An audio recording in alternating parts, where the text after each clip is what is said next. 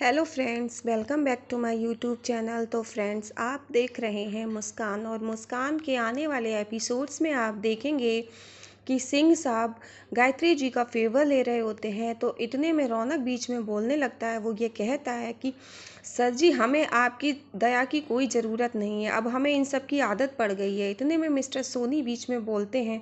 वो कहते हैं कि सिंघानिया सर, मुझे माफ़ कर दीजिए, आपकी पार्टी ख़राब हो गई और आपका इतना नुकसान हो गया, उसके लिए मैं माफ़ी चाहता हूँ। ये लोग हैं, ये पूरा परिवार आपसे माफ़ी मांगेंगे। तो गायत्री जी देखने लगती हैं और फिर आप देखेंगे और कहते हैं, अगर ये माफ़ी नहीं मांगेंगे तो हम इनके लड़के को, रौनक को, जेल में डाल देंगे।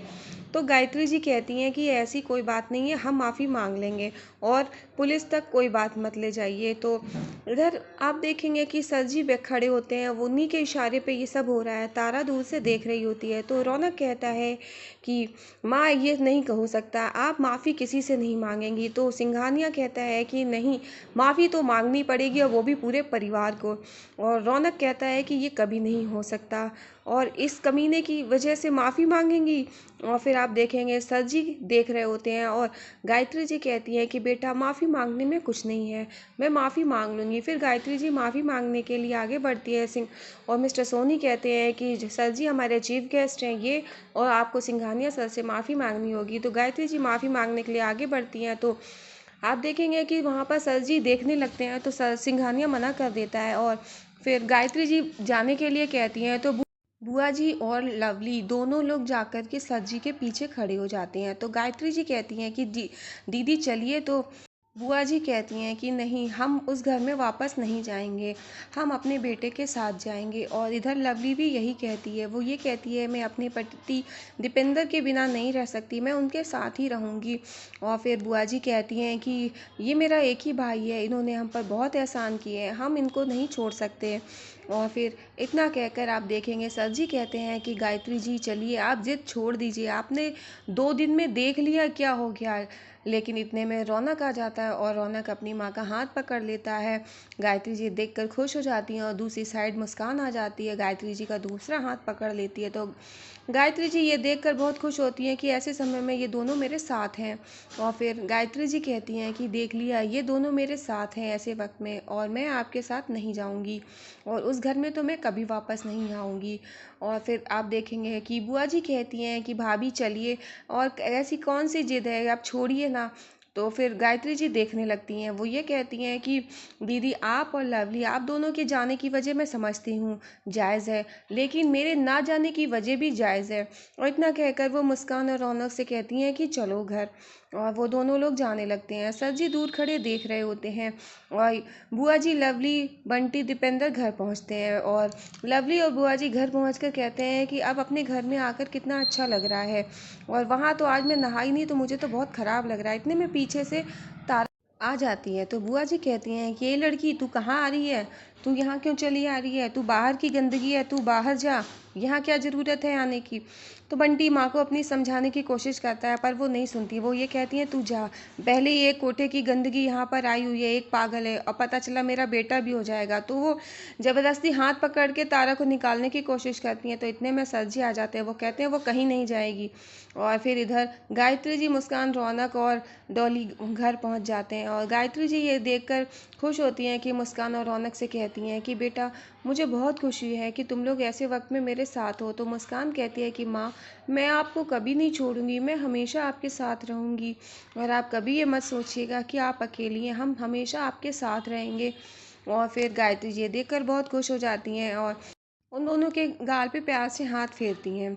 और इधर आप देखेंगे घर पे कि बुआ जी को सर जी डांट देते हैं। तारा को बाहर निकाल रही होती हैं बुआ जी। वो ये कहते, खबरदार, जो इन्हें किसी ने हाथ भी लगाया तो ये हमारी खासम खास हैं, इन्हें कोई यहाँ से नहीं निकालेगा, और इनका नाम तारा है, तो ज़रा अदब से इनसे बात करिएगा। और फिर तारा कहती, देखिए ना कैसे हमारी ये कलाई मोड़ दी है, और देखिए कैसे गंदा कर दिया है, जाने कहाँ की गंदगी लगा दी है। तो सर जी कहते हैं, तुम लोग ऐसा करो, दूर से बात करना, और तुम्हारे वहाँ की गंदगी यहाँ तक स्मेल आ रही है, और जाके नहाओ, जाने कितने कीटाणु वहाँ से ले आए हो तुम लोग, और जाओ यहाँ से। और वो बुआ जी को और लवली को डांट देते हैं। बुआ जी ये देखकर एकदम शांत हो जाती हैं, कुछ नहीं बोलती। इधर सर जी दोनों को डांटते हैं। तारा ये देखकर बहुत खुश हो रही होती है।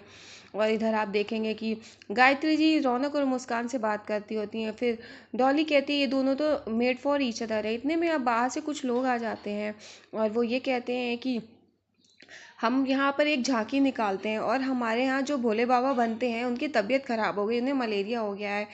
तो रौनक उनको पैसे निकाल के 100 रुपये देने लगता है। वही कहता हमारे पास इतने ही है। तो वो कहते नहीं नहीं, आप हमें गलत समझ रहे हैं, हमें ये नहीं चाहिए। हम ये चाहते हैं कि आपकी शक्ल और आपकी कदकाठी बिल्कुल महादेव की तरह है, तो हम चाहते हैं कि महादेव आप बनिए हमारे यहाँ, और आपको इस काम के लिए 2000 रुपये भी मिलेंगे और सिर्फ 3 घंटे लगेंगे। तो ये देखकर वो बहुत खुश हो जाते हैं। तो मुस्कान कहती है कि रौनक जी कर लीजिए।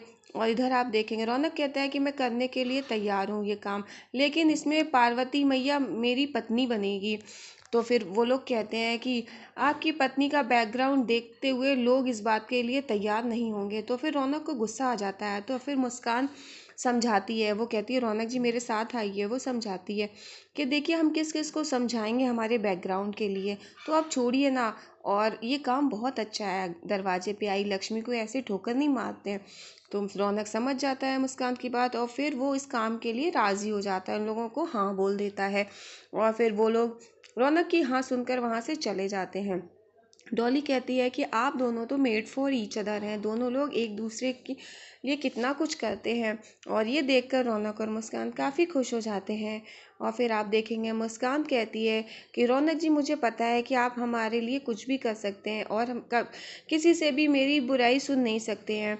तो डॉली ये देखकर काफ़ी खुश होती है और फिर वो ये कहती है कि अब मुझे नींद आ रही है, अब मैं सोऊंगी। गायत्री जी कहती ठीक है। इधर आप देखेंगे सर जी बहुत गुस्से में बैठे होते हैं। तारा उन्हें देखती है। तारा कहती है इतना भी क्या गुस्सा, और अब किस बात के लिए।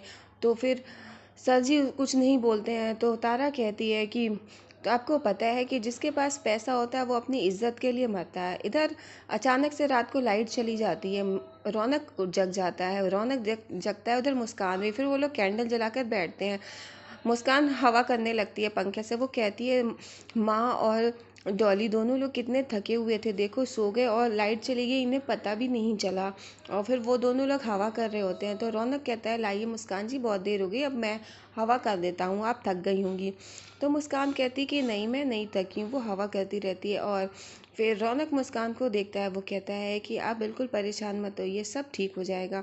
तो मुस्कान कहती है कि हाँ हमें पता है, सब ठीक कर देंगे आप। रौनक कहता है जब तक आप हमारे साथ हैं तब तक कुछ गलत नहीं हो सकता। तो मुस्कान कहती है कि मेरी वजह से ये सब हो रहा है, मेरी वजह से आप लोगों की जीवन में अंधेरा छा गया। तो फिर रौनक कहता है कि नहीं ऐसा नहीं है, हम तो कब से अंधेरे में जी रहे थे, हम तो घुट घुट के जी रहे थे। तुम्हारे आने से हमें एक रोशनी की किरण मिली और तुम्हारी वजह से ही हमने सर जी का